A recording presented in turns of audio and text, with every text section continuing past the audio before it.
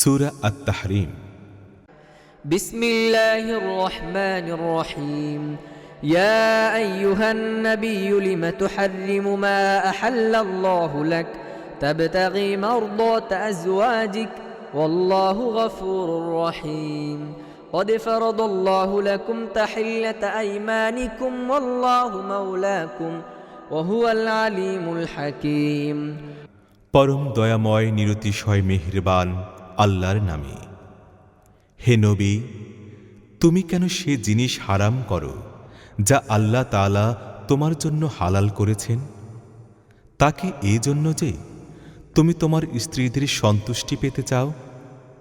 আল্লাহ অতীব মার্জনাকারী ও বিশেষ অনুগ্রহশীল। আল্লাহ তোমাদের জন্য নিজেদের কসমের বাধ্যবাধকতা থেকে নিষ্কৃতি পাওয়ার পন্থা নির্দিষ্ট করে দিয়েছেন। আল্লাহ তোমাদের মনিব, মালিক, আর তিনিই মহাজ্ঞানী ও নিপুণ কর্ম সম্পাদনকারী।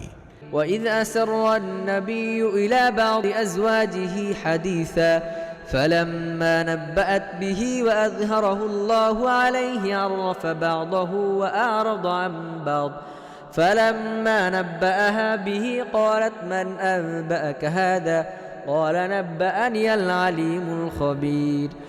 এ ব্যাপারটিও বিবেচ্য যে নবী তার এক স্ত্রীকে অতি গোপনে একটি কথা বলেছিলেন। অতঃপর সেই স্ত্রী যখন অন্য কারো কাছে সে গোপন কথা প্রকাশ করছিল এবং আল্লাহ তাআলা নবীকে এই গোপন কথা প্রকাশ করে দেওয়ার বিষয়টি জানিয়ে দিলেন, তখন নবী তার স্ত্রীকে এ বিষয়ে কতকটা সতর্ক করেছিল আর কতকটা বাদ দিয়েছিল। অতঃপর নবী যখন তাকে গোপন কথা প্রকাশ করার এই ব্যাপারটি বলল, তখন সে জিজ্ঞেস করল, আপনাকে এটা কে জানিয়ে দিল? নবী বলল, আমাকে জানিয়ে দিয়েছেন তিনি, যিনি সব কিছুই জানেন এবং সর্ববিষয়ে অবহিত। إن تتوبا إلى الله فقد صغت قلوبكما وإن تظاهرا عليه فإن الله هو مولاه وجبريل وصالح المؤمنين والملائكة بعد ذلك ظهير। তোমরা দুজন যদি আল্লাহর কাছে তওবা করো তবে এটা তোমাদের পক্ষে উত্তম, কেননা তোমাদের হৃদয় সঠিক ও নির্ভুল পথ থেকে সরে গেছে। আর যদি নবীর মোকাবেলায় তোমরা সংঘবদ্ধ হও তাহলে জেনে রাখো আল্লাহ তার মনিব, মালিক। এছাড়াও জিব্রাইল এবং সমস্ত নেককার ঈমানদারগণ ও সব ফেরেশতা তার সঙ্গী সাথী ও সাহায্যকারী।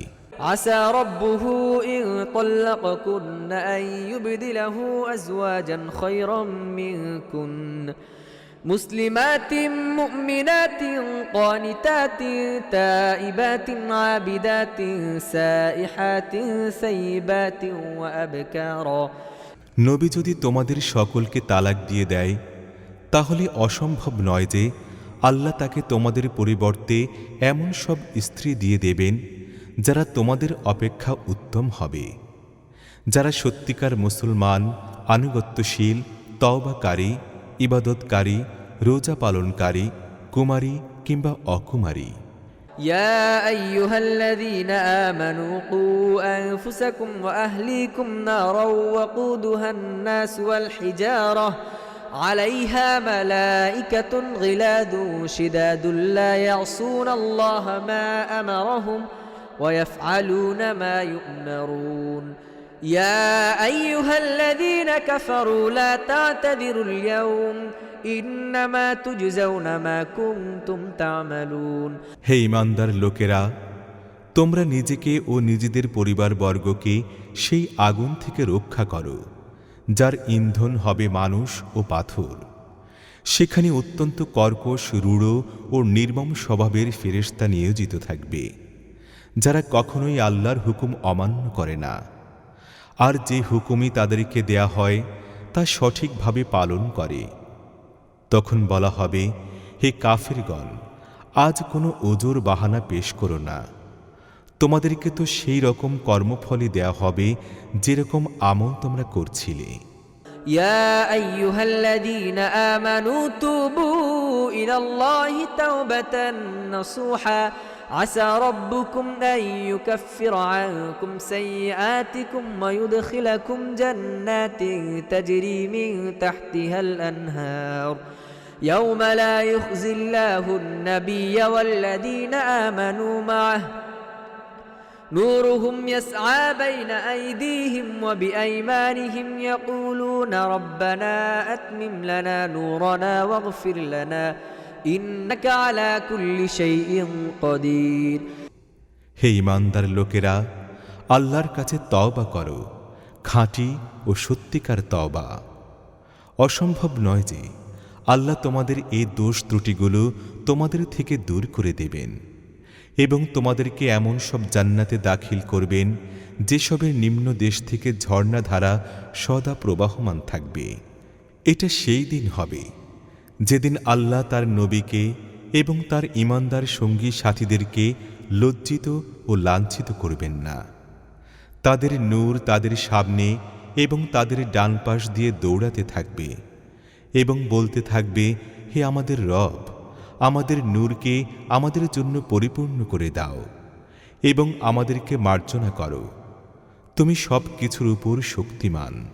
يا أيها النبي جاهد الكفار والمنافقين واغلظ عليهم ومأواهم جهنم وبئس المصير ضرب الله مثلا للذين كفروا امرأة نوح وامرأة لوط كانتا تحت عبدين من عبادنا صالحين فخانتاهما فلم يغنيا عنهما من الله شيئا وقيل ادخلا النار مع الداخلين وضرب الله مثلا للذين آمنوا امرأة فرعون إذ قالت رب ابن لي عندك بيتا في الجنة ونجني من فرعون وعمله ونجني من القوم الظالمين ومريم ابنة عمران التي أحصنت فرجها فنفخنا